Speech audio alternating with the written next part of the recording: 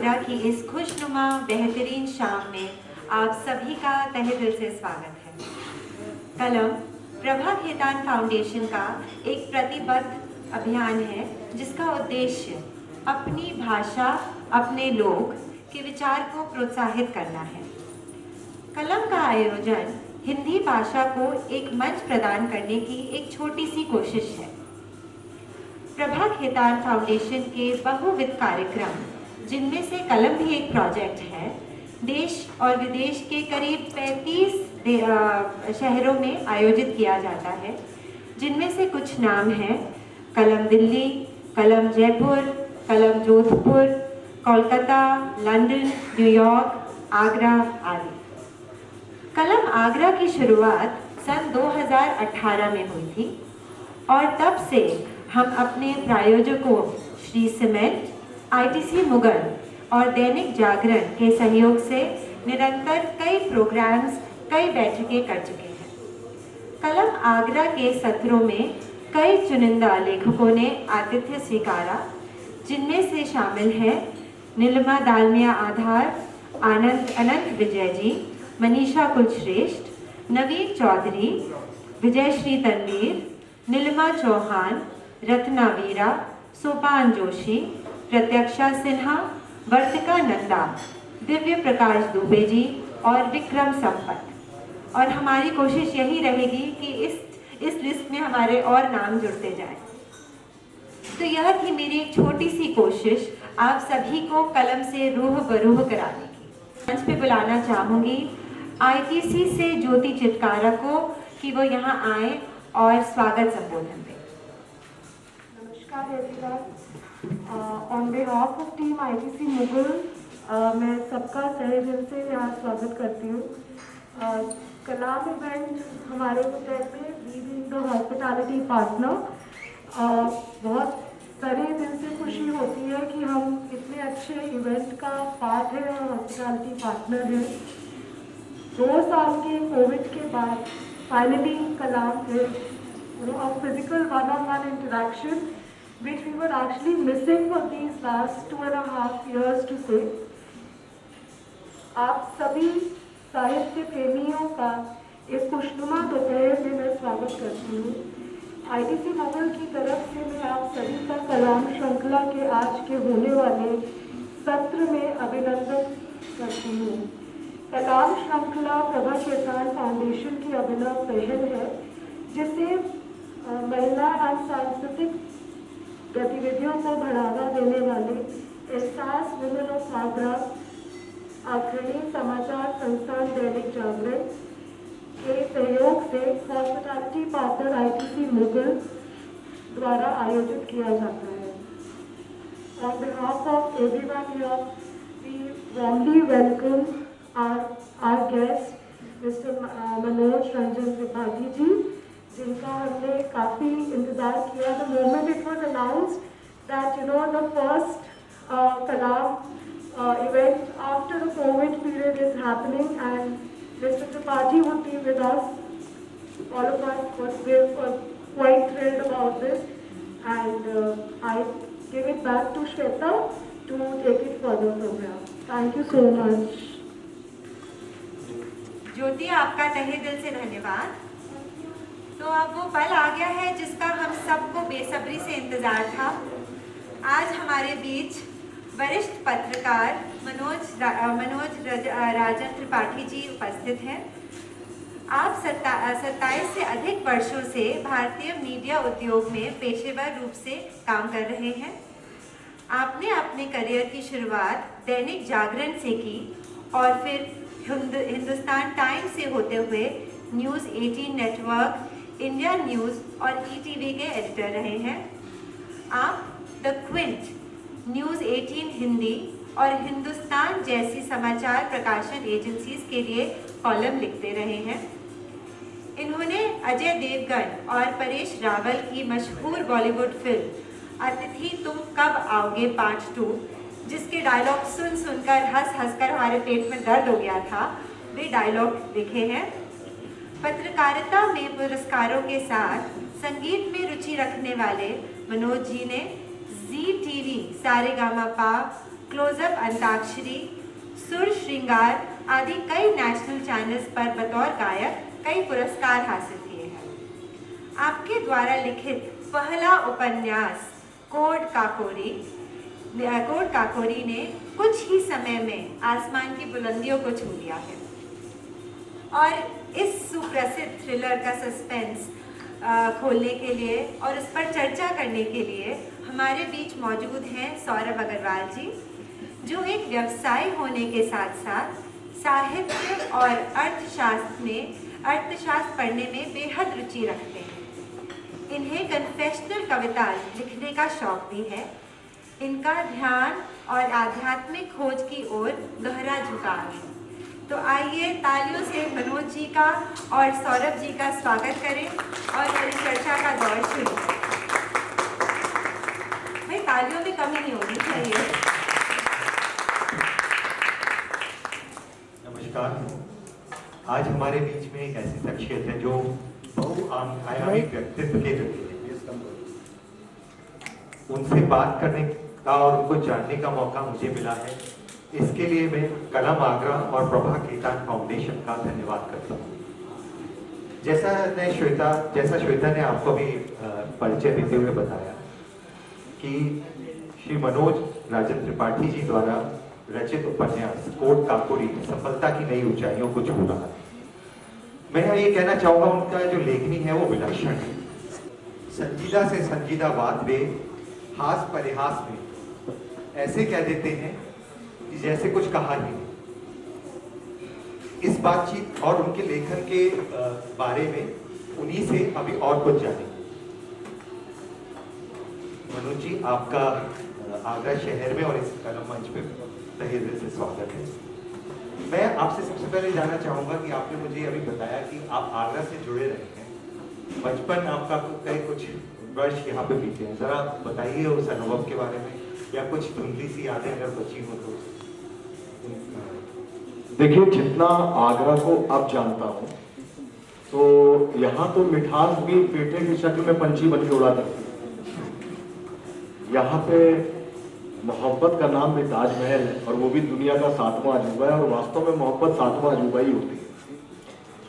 रही बात मेरे ख्याल से 70s की बात होगी। मुझे ये याद है कि मैंने पहली मार आगरा में खाई थी। वो केजी होता था, मेरे ख्याल से प्रेप नहीं होता था उस वक्त, और मेरा पहला स्कूल था। मैं यहीं कहीं रहता था जहाँ पे पीछे से ट्रेनें गुजरती। तो अभी मैम ने बताया कि राजा मंडी, तो हाँ, मुझे राजा मंडी याद आया कि वहीं कहीं रहते थे हम लोग। तो आगरा से जुड़ाव ये है, और उसके बाद तो मैंने एक्सप्रेस वे ही बनवा दिया, तो लखनऊ आगरा वे में कोई फर्क भी नहीं रह गया है। तो हाँ, आगरा बहुत आता जाता रहता हूँ। आगरा एक शानदार शहर है। मैं ये पाता हूँ कि किसी भी मंजिल को हासिल करने के लिए व्यक्ति को चलते ही रहना चाहिए, और चलते वक्त उसके पाँव में छाले न पड़े, इसलिए आगरा के जूते पहन लेने चाहिए।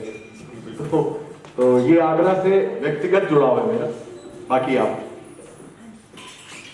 तो आगरा से जुड़ाव तो मतलब शुरुआत के दिन तो आपके आगरा में बीते, लेकिन उसके बाद फिर बाकी आगे की शिक्षा आपने कहाँ हासिल करी, फिर ये जर्नलिज्म में कैसे एकदम कूद पड़े, और क्योंकि लेखन से आप जुड़े हुए हैं तो क्या बचपन से ही आपको लेखन का शौक था? मैंने काफी सारे सवाल आपकी ओर एक साथ डाल दिए हैं। सर, मैं शुरू से बहुत कंफ्यूज्ड आदमी हूँ कि मैं टैलेंटेड ज्यादा हूँ या मुझे मालूम ही नहीं कि मुझे करना क्या है। मैं सबसे पहले क्रिकेट खेलता रहा। कॉलेज लेवल तक मैं कैप्टन था। Then I gone to Dilip CK Naidu. Ranji में सिलेक्शन जब होने की स्थिति आ रही थी, जब हालात पैदा हो रहे थे, तो मुझे खुद पता चल गया कि मुझसे ज्यादा बेहतर गवास्कर और पैदा है। मेरा बल्ला उस तरफ चल ही नहीं पा रहा था, और लगातार 3 मैच में 0 होने के बाद, एफिलिएटेड टूर्नामेंट की बात कर रहा हूं, और उस समय मेरे से सीनियर थे गोपाल शर्मा और सुनील गावस्कर ने उनको इनकी टीम में दे दी थी। तो मुझे लगा यहाँ पे बैट रख देना चाहिए, तो I lost my kid back. और फिर किसी ने मुझे बताया कि मैं गा लेता। आई डोंट नो, सच में किसी ने मुझे बताया, मैं सच बता रहा हूँ। तो किसी ने बताया गा लेता हूँ, तो मैं अपने दोस्तों की बर्थडे पार्टीज में जाता था या कहीं भी जाता था, मनोज एक गाना सुनाओ, मनोज ने गाना सुना दिया, इतना देर था। फिर किसी ने बताया कि नहीं गाने का कंपटीशन होता है, तो उसने मुझे एक फॉर्म ला के दिया, मैंने फॉर्म भरा, बट वो फॉर्म था मुंबई। उसमें तरीका ये होता है कि पहले आपके शहर का जो टॉपर होगा उस कॉन्टेस्ट में, वो चुना जाएगा स्टेट लेवल पे, फिर स्टेट लेवल का जो टॉपर होगा, ऐसे स्टेट के सारे शहरों से जो जीतेंगे उसका जो टॉपर होगा वो ऑल इंडिया जाएगा। तो 22-23 स्टेट के टॉपर आते थे, उनका एक सेमीफाइनल होता था, फिर फाइनल में 3 सेलेक्ट किए जाते थे, हम भी सेलेक्ट हो गए। तब मुझे लगा हाँ मैं गा भी लेता हूं। मुझसे सीनियर वहां पे जीतने वालों में सुरेश वाडेकर जी थे, हरिहरन जी थे, सोनू निगम उससे बाद जीते, सुनिधि मेरे साथ जूनियर में जीती, सुनिधि चौहान की बात, वो मेरे से सलामत हुसैन हम दिल दे चुके सनम में उसने गाना गाया था सर। तो गुलशन कुमार वो guest of honour in that programme, और अमिताभ बच्चन जी चीफ गेस्ट थे, भूपेंद्र, मिताली, गुलाम अली, अन्नू मलिक एंड रेशमा जी फ्रॉम पाकिस्तान, ये उसकी जज पैनल में थे। तो गुलशन कुमार जी ने कहा था कि इस बार जो नेशनल विन करेगा, मैं एक फिल्म आ रही है दिल है कि मानता नहीं, महेश भट्ट के साथ बना रहा हूं, तो मैं उसमें गायक को मौका दूंगा। तो केरला की एक लड़की थी, भिलाई का एक लड़का था, और एक मनोज राजन त्रिपाठी यूपी का था। तो केरला की लड़की को तो मैं समझ गया कि गाने नहीं देंगे, क्यों, अनुराधा पौडवाल के अलावा उन्हें किसी से गवाना ही नहीं था। दूसरे बचे भिलाई वाले, तो भिलाई वाले नॉन फिल्मी गाते थे, क्लासिकल गाते थे, उनको चाहिए था लाइट वोकल, मैं लाइट वोकल था, मैं समझ गया मैं गाऊंगा। दिल है कि मानता नहीं के लिए मैं बॉम्बे पहुंचा, बॉम्बे जाके मेरी रिकॉर्डिंग हुई, लेकिन जब फिल्म आई तो मेरा गाना किसी अनुराधा पौडवाल की तरह, किसी स्वर्गीय लता जी, सारा सैल्यूट है उनको, मेरा गाना ओवर राइट हो चुका था, और किसी देवाशीष दासगुप्ता ने उसको गाया था, क्योंकि उससे पहले लाल दुपट्टा मलमल का और फिर लहलाया लाल दुपट्टा, इसमें वो गा चुके। चलिए अभी मैंने बैग लॉक किया था, मैं बॉम्बे से वापस लौटा, मैंने कहा नहीं घर पहुंचूंगा तो पिताजी ऐसे हाथ करे खड़े होंगे, बोले हाँ हो गया गाना, ना नौकरी का क्या है।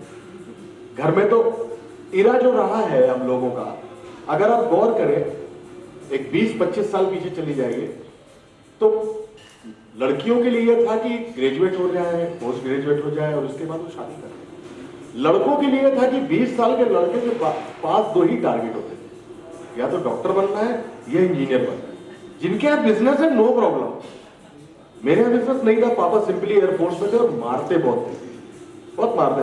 ऐसी कोई वस्तु घर की नहीं है जिससे मैंने मार ना खाई हो। तो वो मुझे उनका चेहरा याद, हाँ बिल्कुल सच बता रहा हूं, मैंने एयरफोर्स की बेल्ट से मार खाई है, लेकिन वो बेल्ट की मार बकल साइड से थी, ठीक है। मेरे घर में दुर्गा जी की मूर्ति थी, उसमें त्रिशूल लगा था, मैं त्रिशूल से भी मार खा चुका।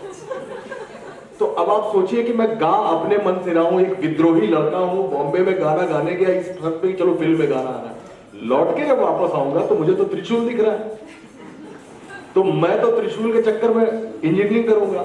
अब दादी मेरी फ्रीडम फाइटर थी, तो 10 नंबर का कोटा हमको मिलता था, इंजीनियरिंग में साहब सेलेक्ट हो गए MLNR में, पर रंगबाजी इस बात की थी कि नहीं लेंगे तो सिविल इंजीनियरिंग लेंगे, लेकिन मिला पल्प एंड पेपर। आज की तारीख में पल्प एंड पेपर मिला होता तो फूड एंड बेवरेजेस की जो इंडस्ट्री है बहुत, लेकिन उस जमाने में सिविल था, बिल्डिंग्स बन रही थी। दूसरी बार तो काम मैकेनिक में भी सिलेक्शन नहीं हुआ मेरा, मैं मजदूर भी बनने लायक नहीं था। इस तरीके से लिखने का शौक हमेशा से था, आर्टिकल लिखता था, छपते नहीं थे क्योंकि मेरा नाम मनोज त्रिपाठी था, और मनोज त्रिपाठी नाम किसी आलू की तरह होता है साहब। आपको मेरा नाम कोई अलक्षेंद्र नहीं था जो डिफरेंट दिखता, मेरा नाम कोई निरंकार नहीं था जो डिफरेंट, मनोज, हर किसी का नाम मनोज, छपता ही नहीं था। तो मेरे दिमाग में एक दिन आइडिया आया कि ऐसा करता हूं, मेरे घर का नाम राजन है, मैं मनोज का M ले लेता हूं और मैंने अपना नाम रख लिया M राजन। अब वो M Rajan sounds like a south Indian literate person, और पहले अटेम्प्ट में वो छप गया, संडे ऑब्जर्वर। तो मैंने कहा वो साउथ इंडियन नाम होना बहुत जरूरी है, तभी छपेगा, लिख तक बस साहब। उसके बाद कहानी शुरू हो गई। 1992 में दैनिक जागरण में सेलेक्ट हो गया, as a sub editor training join किया। देन इन 2011 में के आसपास में एडिटर हो गया न्यूज 18 में, और न्यूज 18 से होता हुआ आज आपके साथ। बड़ी रोचक जर्नी है आपकी लेखन की। तो ये जर्नलिस्ट से फिर एकदम उपन्यास की तरफ आप आ गए और आपने लिख डाला एक क्राइम थ्रिलर। इसके पीछे बड़ा एक सुंदर वाक्य लिखा गया है मनोज राजन त्रिपाठी का इस उपन्यास में। इस उपन्यास में थ्रिल है, सस्पेंस है, एक्शन है, कॉमेडी है, ड्रामा है, मतलब पूरी फिल्म का मजा है। इसके अलावा ये जो उपन्यास है, इसका जो बैकग्राउंड है वो आपने काकोरी पर बेस किया है। अभी आपने एक मेंशन किया कि आपके परिवार से आपकी दादी जो है स्वतंत्रता संग्राम में नहीं थी, तो लगे हाथ आपको सभी को यहाँ एक समर्पण जो इस किताब का है वो भी मैं पढ़ रहा हूँ। अंग्रेज दरोगा का हाथ काटने वाली मेरी दादी स्वतंत्रता संग्राम सेनानी वीरबाला नारायणी त्रिपाठी को समर्पित, जो आज भी रूह में रोशनी, रंगों में रक्त और रक्त में रेशमी रोशनाई बनकर मेरे साथ। ये सर का समर्पण है किताब पर अपनी दादी को। तो स्वतंत्रता संग्राम से आपका लिंक है ये तो पता चलता है, और काकोरी पर आपने किताब आधारित कर दी। अब काकोरी को भी आपने कुछ ऐसे जोड़ा है, समकालीन पृष्ठभूमि है, काकोरी स्थान है, तो इस छोटी सी जगह पर दृष्टि कैसे पड़ी आपकी, और आपने क्यों काकोरी ही चुना? सर ऐसा है कि हमारे आप सबके बीच में कहानियां तैरती हैं। आपके पास वो अंदाज होना चाहिए कि आप कहानी लपक सकते हैं। अब जैसे यहां पे निक्की आंटी बैठी है तो मुझे नाम याद होगा, यहां पे शदा जाफी बैठी है तो मुझे याद है। तो ये तो डीएनए का प्लस पॉइंट हो गया कि मैं कहानियां लेके चलता हूं। तो अब मान लीजिए मैं एक लव स्टोरी लिखूं और उसमें लिखूं, उसका टाइटल दे दूं पंछी पेटा, ठीक है, तो लव बर्ड्स में दिखाऊं, क्योंकि प्यार से मीठी कोई चीज नहीं होती, और उस कहानी का नाम पंछी पेटा अगर हो तो कैसा लगेगा आपको? लगेगा लोग पेटा तो हमारे यहाँ का बिकता है, हर पेटा पंछी है, उड़ रहा है सब। तो काकोरी सर ऐसे मिली मुझको कि मैं कबाब खा रहा था और वो काकोरी कबाब थे। हाँ, मैं पेठे से इसीलिए कबाब है, पेठा इसीलिए बताया केवल आपको। तो काकोरी कबाब खा रहा था, तो बातचीत के दौरान ही उन्होंने मुझसे पूछा कि यार ये काकोरी कबाब क्यों कहते? तो उन्होंने बताया कि अरे कभी वो काकोरी के नवाब ने कबाब दिया था। बट मेरा प्रॉब्लम है, मुझे सफोकेशन होता है जब तक मुझे रिसर्च की ऑक्सीजन नहीं मिल जाती, ये मेरी प्रॉब्लम, आप उसको गुण भी कह सकते हैं। तो मैंने तलाश की, बहुत ढूंढा ढाड़ा, तो मुझे पता लगा कि 1921 में नवाब काजिम जो काकोरी के नवाब थे, उन्होंने उस समय ब्रिटिश हुकूमत थी, उस वक्त sir Spencer Harcourt Butler was the governor of UP, तो उनको डिनर पे बुलाया और उनको कबाब खिलाया। तो कबाब जब खिलाए, आई डोंट नो कितने लोग नॉन वेजिटेरियन है यहाँ पे, कबाब जब खिलाए तो कबाब बहुत सख्त थे। वो सख्त कबाब खाते ही हरगोल्ड बटलर ने वो पूरी डिनर छोड़ दी, दावत छोड़ दी और नाराज होकर चला गया।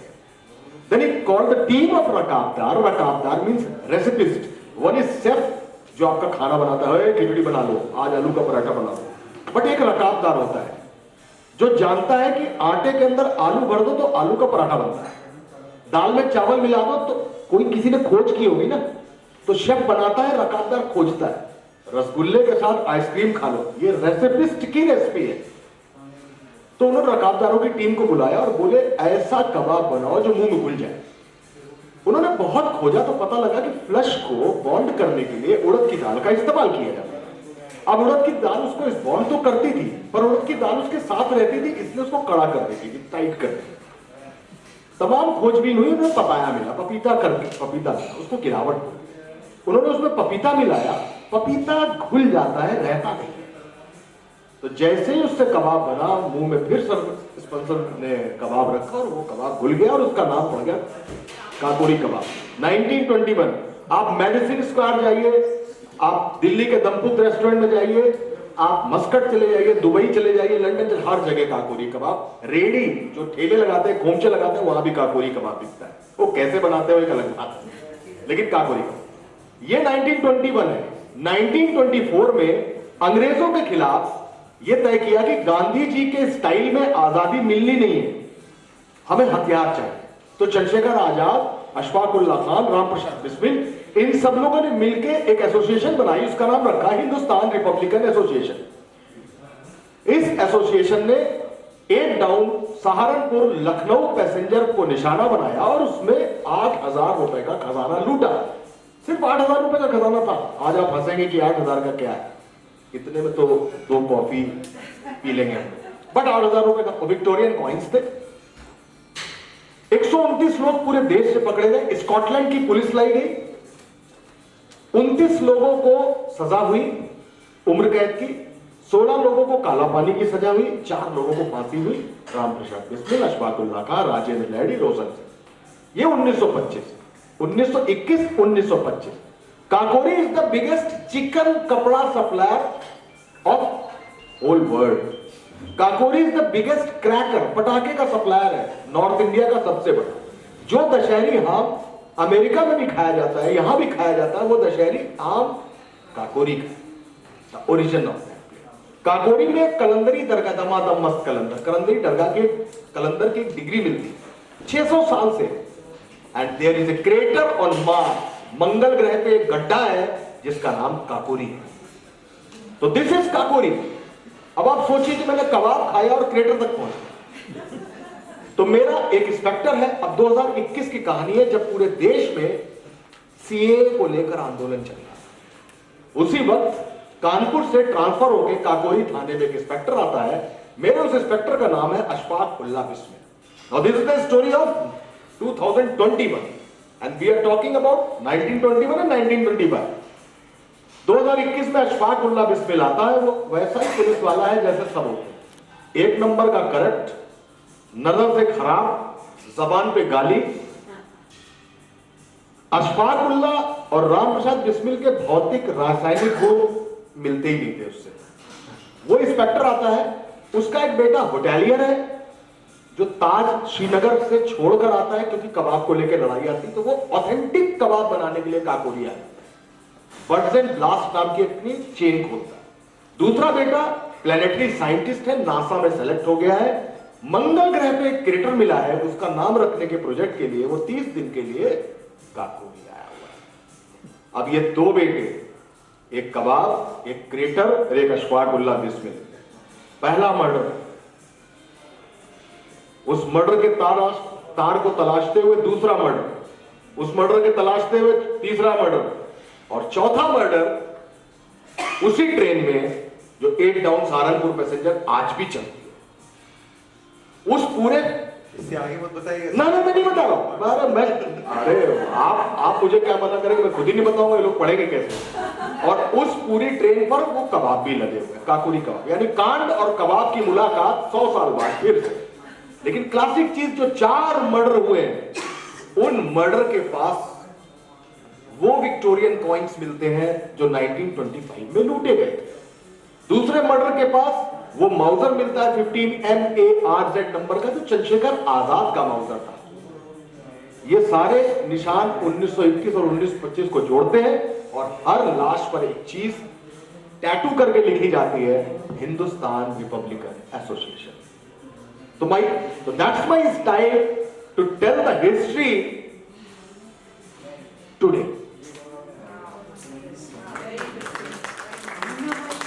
ये जो आपको अभी एक झलक दिखाई गई है कि ये उपन्यास का कथानक क्या है। वैसे कथानक इतना सिंपल भी नहीं है जितना त्रिपाठी जी ने अभी हमें बता दिया। बड़ा ही विस्मयकारी कथानक है।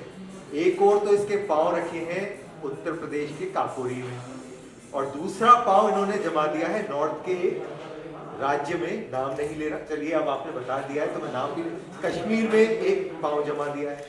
तो कथानक ज्योग्राफिकली भी वहां तक फैला हुआ है। और केवल ज्योग्राफी की बात नहीं है, इसमें जो मुद्दे इन्होंने समेटे हैं, एक लोकल राजनीतिक मुद्दे से लेकर देश की सुरक्षा तक का मुद्दा आपने इस उपन्यास में उतार दिया। तो ये जो कुछ ना कुछ इसके पीछे संदेश तो छुपा हुआ है। ये केवल एक कथानक नहीं है, केवल एक थ्रिलर नहीं है, इसके पीछे एक गहरा संदेश भी है। क्या उस संदेश को आप बताना चाहेंगे बिना कहानी का अंत बताए? मैं सर आपको एक बहुत अजीब सी बात बताऊंगा, वो कंटेंट करेगी मेरी कहानी को। कहानी लिखना मेरी फितरत है। देखिए, मैं नौकरी करता हूं, पत्रकार हूं, एडिटर हूं, पेट पालने के लिए। बट मैं लिखता हूं आत्मा पालने के लिए, क्योंकि मेरी रूह कौन पालेगा? रूह तो वही पालेगा ना जो मेरा शौक होगा, जो मां सरस्वती मुझसे कहेंगी, जो मेरा अल्लाह मुझसे कहेगा, जो मेरा भगवान मुझसे कहेगा, ये कर। और वी ऑल आर हियर, हमको भगवान ने अंदर कुछ देकर भेजा है और वो अपने आप एग्जिबिट होगा। एक दिन हम किसी हॉल में बैठे होंगे, या तो हमारी पेंटिंग लगी होगी, या किसी ग्राउंड पे हम क्रिकेट खेल रहे होंगे, या किसी माइक पे हम गाना गा रहे होंगे, या कहीं कलम लेके लिख रहे होंगे, या आईटीसी मुगल के कमरे में बैठ के ऐसे बात कर रहे होंगे। हम एग्जिबिट करने के लिए बने और होगा। डिप्रेशन नाम की इस दुनिया में कोई चीज नहीं है, बशर्ते आपको पिछली चीज को लॉक करना आता हो और उससे कोई रिग्रेट नहीं हो और आपके पास प्लान बी हो। आइए, तो मैंने कहानी इसलिए नहीं लिखी, मैंने कहानी उस यंग जनरेशन के लिए लिखी है जिसकी नानी मर चुकी है। अब वो नानी नहीं है जो कहानी सुनाती थी, वो नानी है ही नहीं कहानी। मुझे कैसे मालूम कि अंग्रेज थे, मुझे कैसे मालूम कि अशफाकुल्लाह बिस्मिल थे? सुना है नानी दादी से, उनसे सुनी है कहानियां। तो सर, आज की तारीख में जब 2 अक्टूबर आएगा तो सोशल मीडिया पर यह बात फैलेगी कि कोटे का इंतजाम कर लो, कल ड्राई डे है। अहिंसा परमो धर्मा, गांधी जी का चेहरा बना है, अहिंसा परमो धर्मा, पर केजरीवाल कहीं मिल जाए तो पटक के मारना। तो जो गांधी जी जिनको हमने बचपन में बापू पढ़ा है, अगर आज की जनरेशन या आज के क्रिएटर उसका माहौल अगर उड़ा रहे हैं, अगर करवा चौथ का व्रत किसी पति या पत्नी का मजाक उड़ाने के लिए बना है, तो मैं नहीं मान सकता उसको। मैं नहीं मानूंगा। I will start that, I will raise my hand. मैं नहीं मानता। तो मैंने ये सोचा कि इस यंग जनरेशन को मुझे बताना है। अब इस यंग जनरेशन को अगर मैं यूं समझा दूं तो वो जमाई लेना शुरू कर देगी। अरे काकुरी का, अच्छा ठीक है, समझ गए। मुझे एक लोफर पैदा करना पड़ेगा, उस लोफर का नाम होगा मुन्ना भाई, और जब वो केमिकल लोचा बताएगा तो गांधी जी समझ में आएगा। मुझे भुवन नाम का एक गांव वाला इकट्ठा करना पड़ेगा जो पूरी टीम बनाएगा, टीम बना के क्रिकेट खेलेगा, क्योंकि CCC, cricket, cinema and crime, rights India. उसने क्रिकेट का वो पंच उठाया, भुवन की टीम खरीदी, सामने ब्रिटिशर्स को खड़ा किया, मैच में हराया, लगा जैसे 47 जीत लिया। तो मुझे भी वो सारे यंत्र, अभियंत्र, कबाब, कलंदर, माउजर, सिक्के, हिंदुस्तान रिपब्लिकन एसोसिएशन और अशफाकुल्लाह बिस्मिल, उसका बेटा अफजल, दूसरा बेटा अबराम, सबको उठाना है और इस तरीके से बताना है। इस कहानी में फेसबुक भी है, इंस्टा भी है, इसमें एवेंजर्स द एंड गेम भी है, इसमें थैनोस भी है, इसमें स्टीफन किंग भी है, इसमें एंजेलिना जॉली भी है। हाँ, या प्लीज आप इसको पढ़िएगा। वो नहीं लिखूंगा तो आज की जनरेशन हुक कैसे होगी मुझसे? मैं कैसे समझाऊंगा उसको? सर, मैंने उसमें डायलॉग लिखा है कि ज्यादा मैरी कॉम मत बनो, वरना 1 घंटा आप मारेंगे तो बफरिंग वाले चक्के की तरह घूमने लगोगे। तो बफरिंग हर आदमी जानता है। ये सब तरीका था। तो इस जनरेशन को मुझे बतानी थी ये कहानी, बेसिक टारगेट वो था। अब उसको जो संदेश देना है वो सबको किताब पढ़ के सुनने समझने दीजिए। आपने बिल्कुल सही कहा। इसमें जो आपने भाषा का इस्तेमाल किया है वो एक अपने आप में इनोवेशन ही है कि एक आपने नई इजाद कर ली है, जिसको आपने एक नाम भी दिया है कि काकोरियन लैंग्वेज है वो। काकोरियन लैंग्वेज को उसका आपने, और इसमें अगर हम और बात करें तो आपने जो भाषा चुनी है वो जयशंकर प्रसाद की और मैथिली शरण गुप्त की हिंदी तो नहीं है, शायद वो पढ़ना भी नहीं चाहता, इसलिए आपको वाजिब था कि आप उसे ना लिखें। और एक और हिंदी आज इजाद हो चुकी है, वो है OTT की हिंदी, जो कि हमें मिर्जापुर में सुनाई देती है। वो शायद उपन्यास पढ़ के मुझे ऐसा लगा वो आप लिखना चाहते नहीं, तो आपने कोई बीच का रास्ता ढूंढ निकाला है। जरा जो भाषा आपने इस्तेमाल की है उस पर जरा प्रकाश डालें। सर, जैसे मैं यहां पर बैठे सभी लोगों से कहूं कि प्रकोष्ठ में चलकर जल ग्रहण कर, तो जल ग्रहण करना तो सबको समझ में आ गया। अच्छा, पानी पीने की बात चले, लेट्स हैव वाटर, ज्यादा क्लियर। चलो पानी पीते हैं, लेकिन प्रकोष्ठ में चल के पानी पीते हैं, मेरे ख्याल से बहुत लोगों को समझ में नहीं आएगा प्रकोष्ठ क्या है। बट सैल्यूट टू साहित्य, प्रकोष्ठ को कहते हैं कमरा। तो जयशंकर प्रसाद जी ने प्रकोष्ठ लिखा, आचार्य रामचंद्र शुक्ल जी ने उसको कमरा कर दिया, हम उसे रूममेट बोलते हैं। ठीक है सर, मैं जैसे आपसे बात कर रहा हूं, एक्चुअली लैंग्वेज, भाषा वो है, अगर कम्युनिकेशन नहीं हो रहा तो भाषा बेकार है। मैं आपसे कम्युनिकेट नहीं कर पा रहा हूं, आपको अपने आप से जोड़ नहीं पा रहा हूं, आप मुझसे जुड़ नहीं पा रहे, तो मेरी कोई भी भाषा हो बेकार है। तो उस कम्युनिकेशन को कंप्लीट करने के लिए, उस भाषा को पूरा करने के लिए मैंने उस भाषा का इस्तेमाल किया। जैसे मैं आपसे बात कर रहा हूं, मैं वैसे ही लिखूंगा। एक बात। दूसरी बात आई ओटीटी की भाषा। अब ये सब कुछ मिलता कैसे? मेरा बेटा 10th में है, मेरी बेटी HDFC बैंक में, सॉरी स्पॉन्सर नहीं है, तो बैंक में काम करती है। तो मैं अनुराग कश्यप अच्छे दोस्त हैं मेरे, तो गैंग्स ऑफ वासेपुर में देखने चला गया। शुरू हुई तो मन से एक गाली है, मैं भी गाली बकता हूं और मैं खूब गाली बकता हूं, बट मुझसे कोई गाली घर में बाहर में नहीं सुन पाएगा, मैं जानता हूं कब बकता। तो गैंग्स ऑफ वासेपुर में जैसे पहली गाली आई तो मुझे लगा बंदूक की आवाज में, फायर की आवाज में गाली दब गई। थोड़ी देर बाद तो समझ में आया कि गाली ही गाली थी। ओटीटी में गाली ही गाली। अभी माई नाम का एक, माई नाम की कितनी अच्छी कहानी है, बट गालियों ने तय कर लिया होगा कि वो महिला जो खुद माई है वो कैसे देखे, उसको अपने साथ उस बेटी को बैठाए कैसे कि माई बेटी आपस में बैठे। चलिए मैं इस पे भी आगे आता हूं। जैसे भी एक सीरीज आई थी फेम गेम, माधुरी दीक्षित।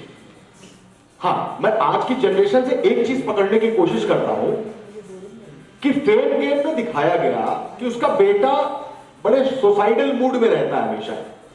अगर किसी ने देखी हो, माधुरी दीक्षित की है, बड़े सुसाइडल मूड में रहता है हमेशा। एक दिन माधुरी दीक्षित उससे पूछती है, आर यू गे? उससे पूछती है। तो आज कम से कम एक निराश बेटी को या बच्चे को आगे मां बाप आगे बढ़ के इतनी स्वतंत्रता पा चुके हैं, मुझसे पूछ सकते हैं आर यू गे? और may be it's a problem, उसकी प्रॉब्लम होगी, आप जाइए उसके साथ उसका सोल्यूशन करते हैं। लेट मी कंप्लीट, बहुत छोटी सी बात कह रहा हूं। वहां तक ठीक था। फिर वो पूछती है तो किसके साथ गे है? तो अपना दोस्त बताता, बोला यही मुझे पसंद है और मैं इसे पसंद। अब यहां तक भी ठीक था। अब मुझे ये बताइए, जब गे हो गया, मां बाप ने भी पूछ लिया, बच्चे ने भी बता दिया, दोस्त भी मिल लिया, अब क्या गे का बेडरूम सीन डालना जरूरी था? ये जरूरी नहीं था। लड़की के साथ कहानी में रेप हो गया, okay, it's a part of the story, पर क्या रेप करते हुए दिखाना जरूरी है? ठीक वैसे ही गालियां जरूरी है, गालियां सुनाई ना दे तो ज्यादा बेहतर है। अब मैं आपको बताता हूं मैंने कैसे लिखा। अशफाक उल्लाह बिस्मिल भूरेलाल नेता से कहता है, सिंघम देखे हो? बोले आप देखें तो। सिंघम 2? बोले हाँ सिंघम 2 भी देखें तो। बोले आज उसी मूड। लिखो तो जरा नेताजी के खिलाफ 500 से 120 भी 180 पशु वाली धारा लिखो, आज इनकी सारी रंगबाजी इनके कमोड में घुसेड़ दूंगा। एवरीबडी नोज कमोड में घुसेड़ने का क्या मतलब, पर क्या मैंने गाली दी? लेकिन कमोड में घुसेड़ दूंगा जैसे ही सामने आता है तो आदमी हंसने लगता है। गाली दिखाई भी नहीं दी, सुनाई भी नहीं दी, लिखाई भी नहीं दी, पर मजा आ गया।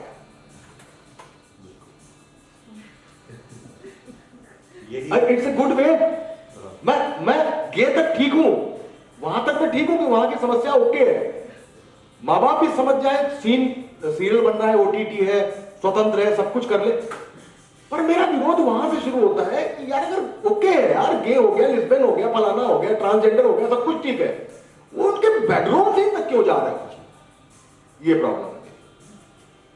बिल्कुल, ये भाषा आपने जो इस्तेमाल की है वो वाकई इसी तरह की है। काफी सारी चीजें अवॉइड कर जाती है लेकिन सब कुछ कह भी जाती है। पर ये जो नाम आपने चुने हैं पात्रों के, वो तो अलग ही है बिल्कुल। चांद पुत्रा, नसीम पपीता वाला, दुर्गा शक्ति ठाकरे और प्रज्ञा ठाकुर। कुछ नाम तो बिल्कुल मतलब सब जगह से जुड़े हुए हैं। तो ये नाम आपने यूं क्यों चुने हैं, इसके पीछे क्या उद्देश्य रहा आपका? बिल्कुल ठीक है। देखिए, चांद खुतरा बेसिकली वास्तव में एक गुंडा था जिसका एनकाउंटर हो चुका है। नसीम पपीते वाला इसलिए नाम था कि पपीते का बिजनेस करते हैं, गर्दन टांग भी है, वो भी एनकाउंटर में मारा गया, ओरिजिनल कैरेक्टर है। प्रज्ञा ठाकुर वही प्रज्ञा ठाकुर है, ठीक है सर। चांद खुतरा जो है वो चांद खुतरे से मतलब है, नहीं लिखा होता कटे फटे चूहे के खुतरे हुए नोट बदल लीजिए टाइप के। तो इनका सबसे पहला काम ये होता है, गाड़ी में आगे प्रेस लिख जाना चाहिए और पीछे इंग्लिश में प्रेस लिख जाना चाहिए।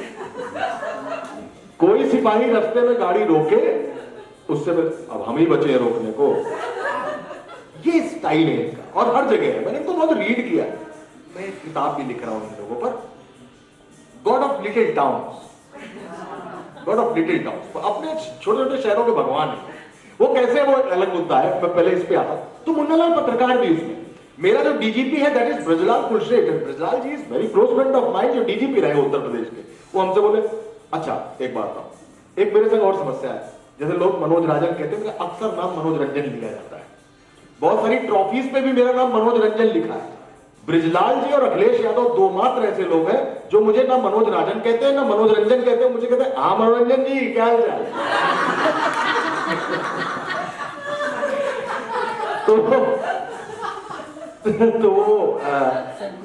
और मैं कभी ठीक नहीं करता, जो भाषा बस गई, जो नाम बस गया ठीक है।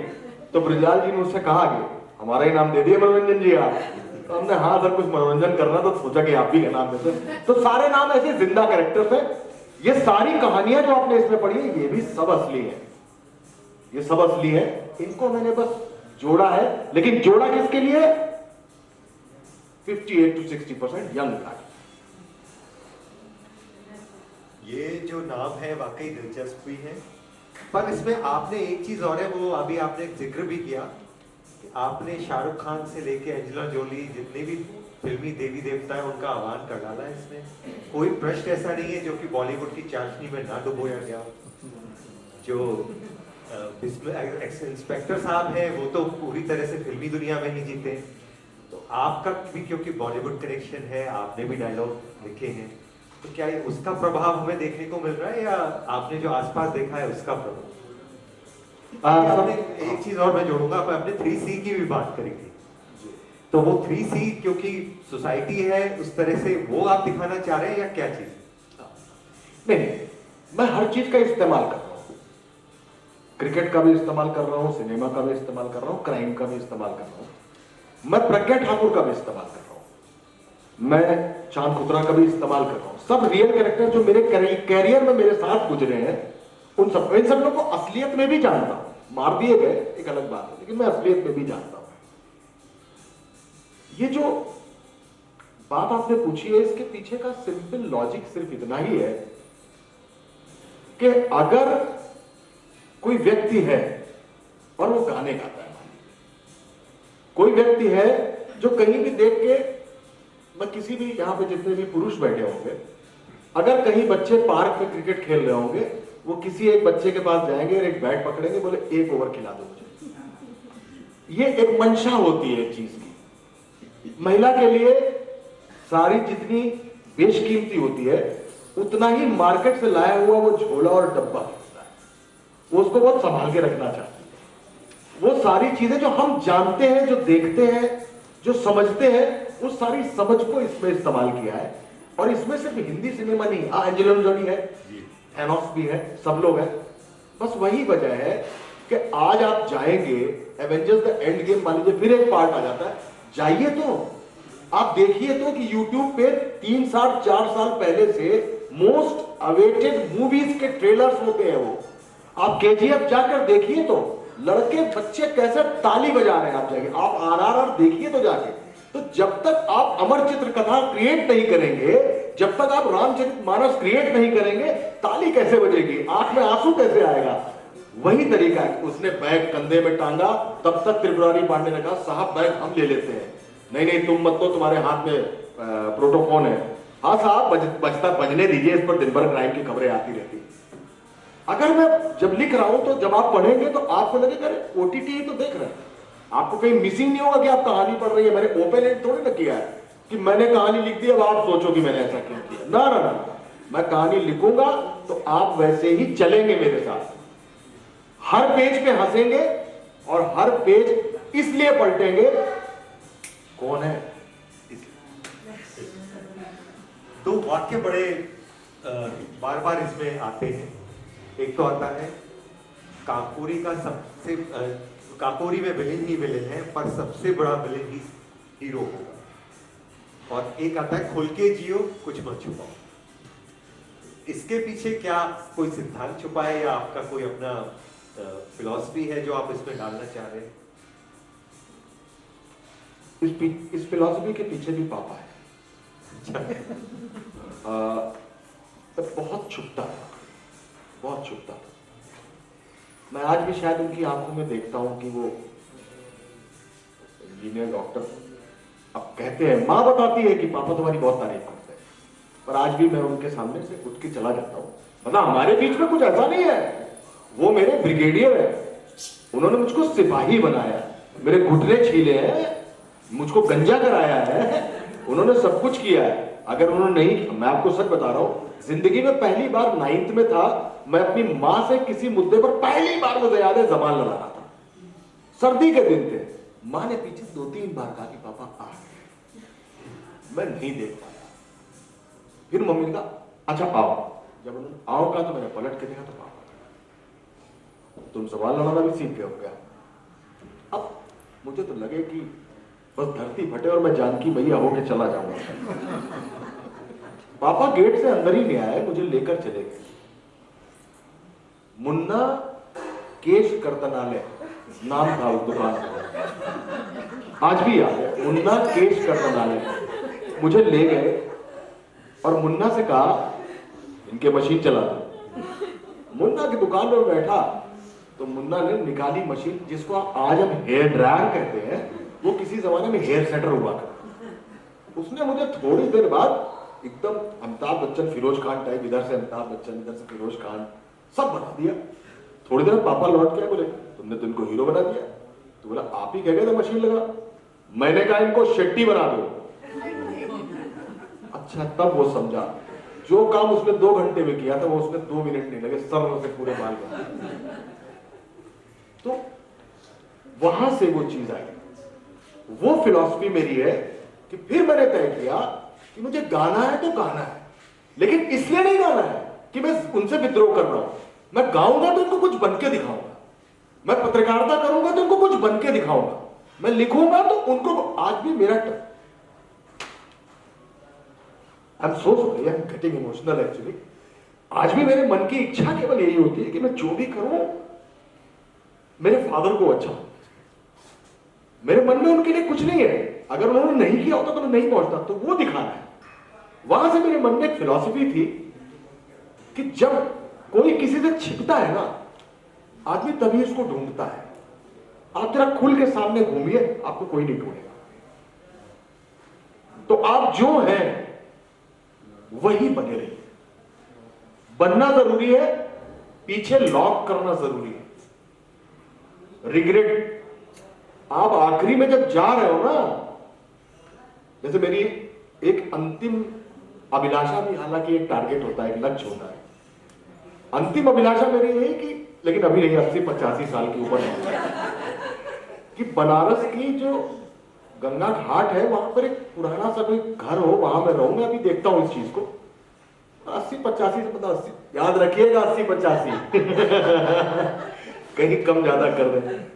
80-85 साल की उम्र में जब बह के जा रहा हूं ना उसमें, तो मेरे साथ एक क्रिकेटर बह रहा हो, मेरे साथ एक सिंगर बह रहा हो, मेरे साथ एक राइटर बह रहा हो, एक डायलॉग राइटर बह रहा हो। वो चाहता हूं तो वो छुपना नहीं है किसी से। वो फिलॉसफी वही है कि जो छुपेगा वही ढूंढा जाएगा। That's the philosophy. लेकिन आई वो बात ये फिलॉसफी में आपने जिक्र किया कि खुल के जियो, और आपने संगीत को खुल के जी लिया है, एक आयाम अपने जिंदगी का खुल के जी लिया है, अब लेखक वाला आयाम आप जी ही रहे हैं, तो दोबारा से जरा उस संगीत वाले आयाम को दोबारा से जरा जिंदा करने की कोशिश करते हैं। कुछ लाइनें आपसे सुनना चाहिए। आपके इस सवाल से मुझे एक चीज पहले से पता लग गई, ये आखिरी सवाल है आपका।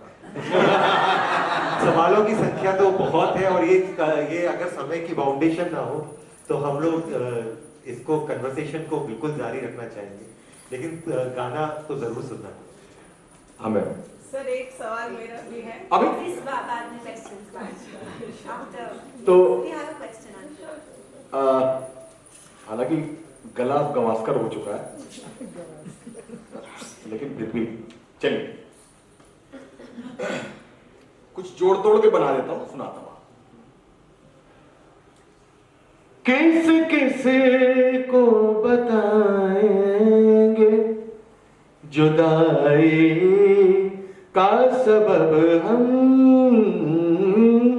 किस किस को बताएंगे जुदाई का सबब हम। तू मुझसे खफा है तो जमाने के लिए रंजिशी सही, तुम ही सोचो जरा क्यों न रोके तुम्हें, जान जाती है जब उठ के जाते हो तुम, जान जाती है जब उठ के जाते हो तुम, तुमको अपनी कसम जान जा, बात इतनी मेरी मान लो, आज जाने की जिद ना करो, वो नहीं सुनता उसको जल जाना होता है, प्यार दीवाना होता है, मस्ताना होता है, यूं तो हसीनों के महज़बीनों के होते हैं रोज नजारे, ये क्या हुआ मुझे मुझको खबर नहीं, तुम लगे और भी प्यारे, बाहों में ले लूं ऐसी तमन्ना, एक नहीं 100 बार हुई, रात कली एक ख्वाब में आई और गले का हार हुई, तो जो कहे जीवन भर तेरे लिए मैं गाऊं, तेरे लिए मैं गाऊं, मेरे गीतों में तुझे ढूंढे जग सारा, छू कर मेरे मन को किया तूने क्या इशारा।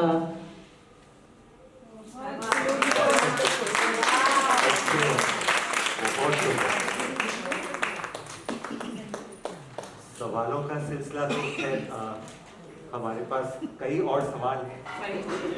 परिचर्चा ने आप सबके मन में उथल पुथल मचा दी होगी, तो अगर आपके मन में कोई प्रश्न है तो मनोज जी से पूछ लीजिए। पर आपका जो अंदाज था बोलने का, मुझे लगा कि क्या आपको अभिनय में भी शौक है, क्योंकि जिस तरीके से आप बात कर रहे थे, अभिनय भी इसमें कहीं पर आपकी कोई ड्रीम है आगे? नहीं, बस केवल लिखना है। हाँ, फिल्में लिखनी है, किताबें लिखनी है, और बस फिर वो बनारस गंगा बस इसके अलावा कुछ नहीं। अभिनय का कहीं कोई शौक नहीं है। बस ये है शायद भगवान ने कुछ ऐसी कृपा की कि वो जो बहुत दबके कोई निकलता है, वो जो बहुत तबके कोई निकलता है, तो ये वाला जो पोज है ना, वो शायद भगवान की कृपा रही, वो मिल गया, वो सांस मिली। और मैं सच बता रहा हूँ, ऐसा कई मौके आए हैं जब मैं बहुत डिप्रेस रहा हूँ, मैं बहुत डिप्रेस रहा हूँ, जिंदगी में कुछ ऐसी घटनाएं हो जाती है जिसकी वजह से होता हूँ, हाथ पैर भी कई बार मेरे कांपे हैं, लेकिन मुझे लगता है कि आप अगर खुद से सबसे ज्यादा बात करते हैं, खुद से।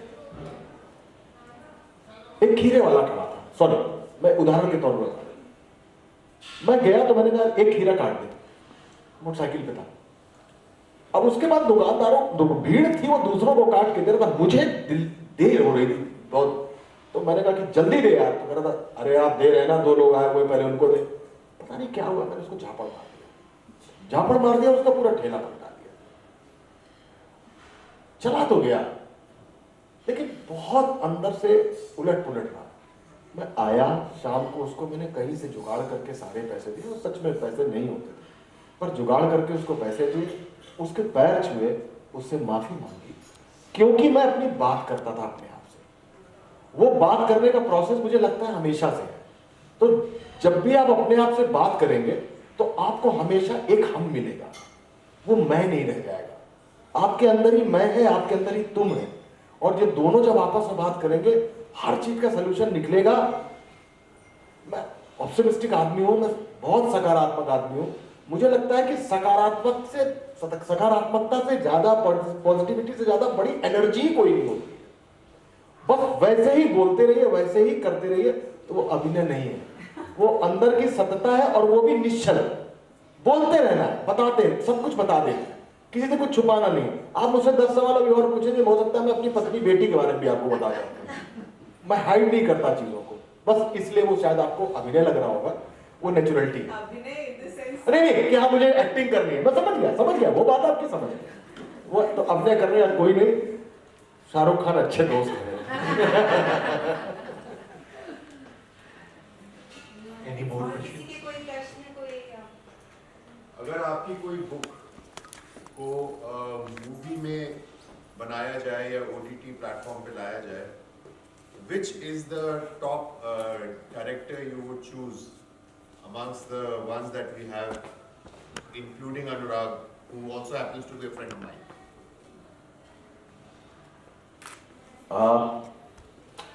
मेरी बुक को साजिद नडियाड वाला ने प्रेजेंट किया हुआ है, उनका कोट भी है उसमें। मेरे लिस्ट में 2-3 लोग हैं। एक अविनाश अरुण है, अगर आप जानते हो, मैं थोड़ा सा परिचय दे दूंगा, जिन्होंने पाताल लोक डायरेक्ट किया। Avinash Arun was the cinematographer of Drishyam. Avinash Arun was the director of Marathi movie Killa Fort Marathi बोलते, उसको नेशनल अवार्ड मिला।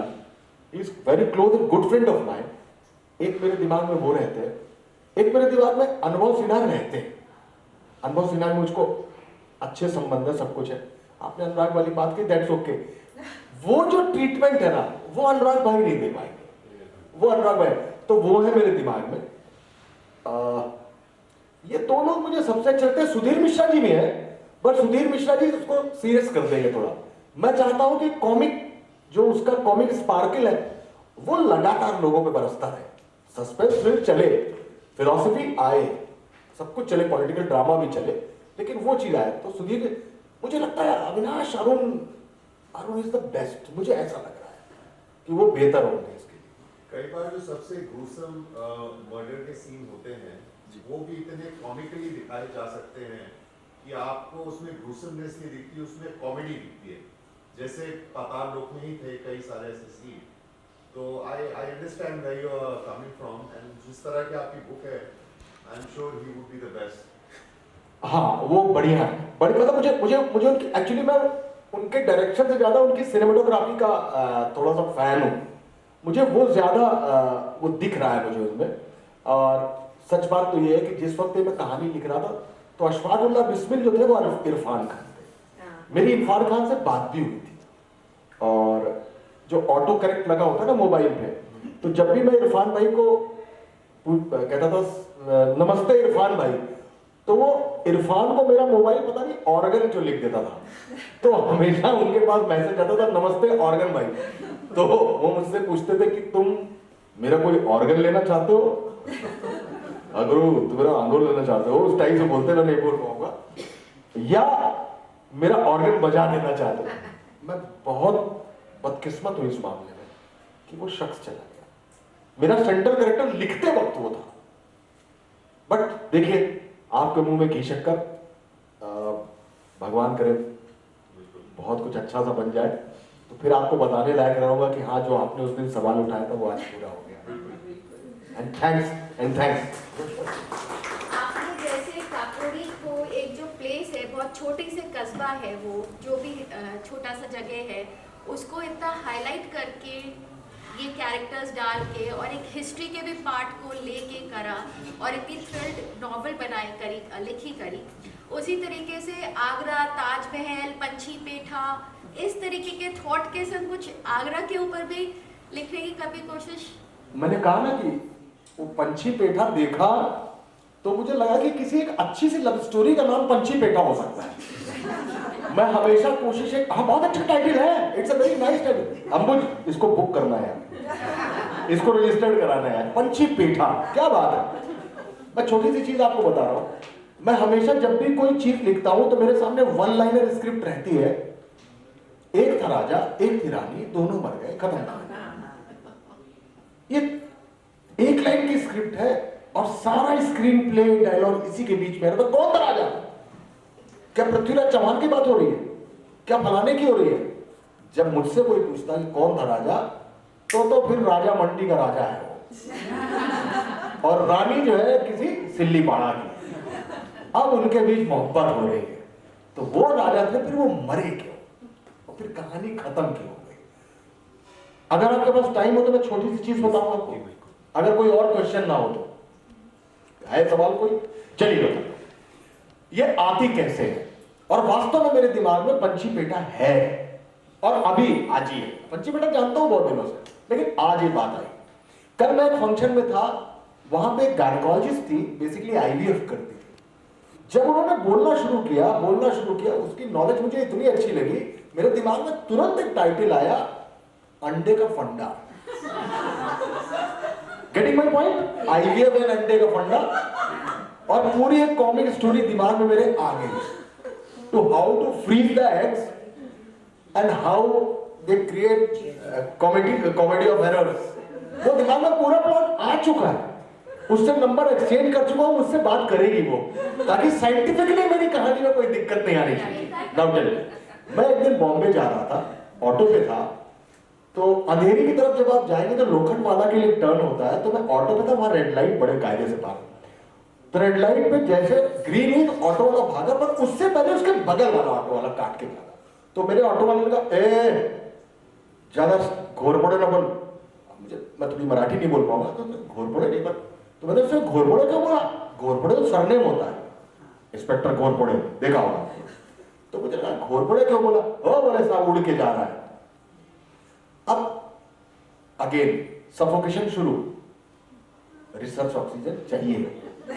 मैं घूमते फिरते मैंने लोगों से कुछ किताबें पढ़ी, कुछ लोगों से बात की, तो मुझे पता लगा कि मैसूर में घोरपड़े डायनेस्टी थी और प्रिंसली स्टेट था। प्रिंसली स्टेट मींस कि ब्रिटिशर्स की हुकूमत है, लेकिन सिक्का आप अपना नहीं बनाएंगे, वो प्रिंसली स्टेट हो गया। फिर धीमे धीमे वो डायनेस्टी खत्म हो गई। अब मैसूर की उस डायनेस्टी में जो माइनिंग होती थी, तो वहां सबसे ज्यादा मैग्नीज मिलता था। मैग्नीज जिसका बॉइलिंग पॉइंट और हीटिंग पॉइंट दोनों सबसे ज्यादा थे, तो वो सेना के हेलमेट में यूज होता ताकि गोली क्रॉस न करे। ये वही मैग्नीज है, जब फ्रांस में पहली मानव सभ्यता मिली, तो जो गुफा मिली थी उसमें जो चित्र बने थे, जो समझ गया, वो भी मैग्नीज से बने थे। अब यहां तक तो बात खत्म नहीं होती मनोज राजेंद्र त्रिपाठी की। मनोज राजेंद्र त्रिपाठी ने उसके आगे पढ़ना शुरू किया, और क्या है, और क्या है।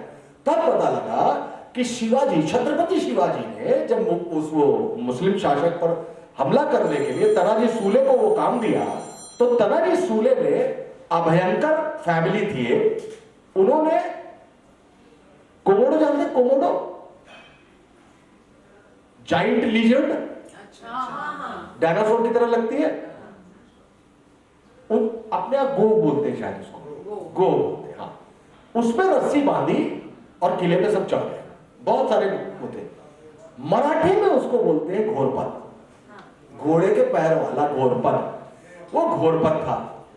तो जो अभयंकर फैमिली थी उनको शिवाजी ने टाइटल दिया घोरपड़े।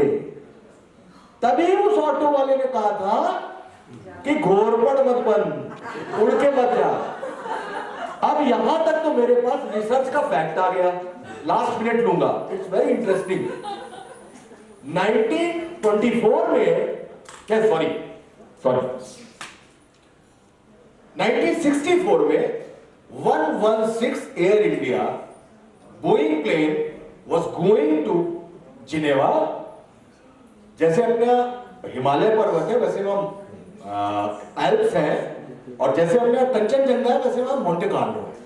तो प्लेन डिसेंडिंग ऑर्डर में था और डिसेंडिंग करके वो मोंटे कार्लो को क्रैश कर गया। ठीक 3 साल बाद सेम नंबर ऑफ प्लेन, वही नंबर, वही एयर इंडिया फिर जा रहा था, और फिर जाते जाते डिसेंडिंग ऑर्डर में वो क्रैश कर गया। 2 प्लेन एक ही जगह क्रैश हुए, लेकिन इस बार प्लेन में होमी भाभा भी सवार थे। Correct, I am correct. Homi Bhabha के पास बहुत सारा डॉक्यूमेंट था। उस समय भारत को परमाणु शक्ति, एटॉमिक पावर बन रहा था, और अमेरिका इस बात से नाराज था कि रशिया के बिस्तर पर सोता है इंडिया। तो उस समय सीआईए का जो डेप्यूटी चीफ था उसने रिटायरमेंट के बाद बताया कि हमने उस प्लेन में एक डर्टी बॉम्ब प्लांट किया था ताकि प्लेन डिसेंडिंग होते ही वो ब्लास्ट करे और होमी भाभा मर जाए और भारत परमाणु में पीछे चला जाए। अब आपको लग रहा होगा घोरपड़े का इस प्लेन से क्या लेना देना। अब एक फैमिली है जिसमें 2 भाई बहन बचे हैं, उनको देश की पॉलिटिक्स में बहुत ऊपर जाना है, लेकिन वो दोनों एक दूसरे को काट रहे हैं। इसी में ये दोनों रॉ तलाश करती है एक ऐसा बंदा जो मोंटे कार्लो पे चढ़ जाए और वहां के वो सबूत ले आए जिसमें से या तो भाई जीत जाए या बहन जीत जाए। ये पूरा प्लान है। उस प्लान में ये देहरादून पहुंचते हैं। देहरादून में बब्बन घोरपड़े नाम का एक आदमी है, लड़का है 22-25 साल का, बब्बन घोरपड़े, जो बंजी जंपिंग करता है। अब उसकी फिलॉसफी क्या है? Upside down. वो बंजी जंपिंग कर रहा है। वो वही मैसूर की घोरपड़े डायनेस्टी का बच्चा है जो बिखर चुका है, कभी अनाथ हो चुका है, यहां पड़ा हुआ, पर ही बब्बन घोरपड़े। अब रॉ बब्बन घोरपड़े को मिशन देती है। अब बब्बन घोरपड़े की लाइफ की फिलॉसफी फिर चेंज होती है, अपसाइड डाउन से डाउन साइड अप, जो उसकी अपनी क्वालिटी थी। दैट्स व्हाई दे वर घोरपड़े। ये पूरी स्टोरी ऐसे बनती है, ऐसे आती है स्टोरी। तो अगर मैं इतनी बड़ी स्टोरी को मिला सकता हूं तो पंची पेटा तो मैं स्टोरी क्या लिख सकता हूं। थोड़ा सा थ्रिलर भी, लव अपने आप में थ्रिल है। मनोज जी, आज मतलब आपके स्टोरी टेलिंग के स्टाइल को देखकर, सुनकर, मतलब ये लग रहा है कि बस घर जाओ और किताब पढ़ना शुरू। और आज आई एम श्योर आज हम सबके हंसी का कोटा तो हम सबका खून बढ़ गया होगा 100%। और सबको एक्साइटमेंट होगा कि बस आपकी बुक कैसे खत्म की जाए। प्लीज जरूर पढ़िए। I am sure it's going to be a super hit. जैसे वो चल रही है, कुछ ही महीनों में उसने सारे रिकॉर्ड्स ब्रेक कर दिए, नंबर 1 पे आ गई है वेब रीडिंग की दुनिया में, या सभी पर नंबर 1 पे चल रही है किताब। तो we are all looking forward to reading the book. Thank you so much for being with us. तो अब मोमेंटोज प्रदान करने के लिए मैं अपर्णा पोद्दार जी को यहाँ आमंत्रित करना चाहूंगी। थोड़ा सा उनका परिचय देना चाहूंगी, दो आप सब उनसे रूबरू हैं। आगरा कॉलेज से रिटायरमेंट के बाद सामाजिक व साहित्यिक गतिविधियों में सुकून ढूंढने की कोशिश कर रही हैं अपर्णा जी। अपर्णा जी ने पिछले दिनों एक किताब भी लिखी है जिसका टाइटल है women of Uttar Pradesh in national movement. Aparna ji please यहाँ आइए और हमारे गेस्ट ऑथर और सूत्रधार को मोमेंटोस प्रदान करिए। आप सब देख रहे हैं कि ये मोमेंटोस जो है ये मधुबनी चित्रकला के स्टोर्स हैं जो कि बिहार में बने हुए हैं। तो ये प्रभा खेतान का एक और छोटा सा प्रयास है क्रॉस स्टेट हैंडीक्राफ्ट को एक्सचेंज करने का।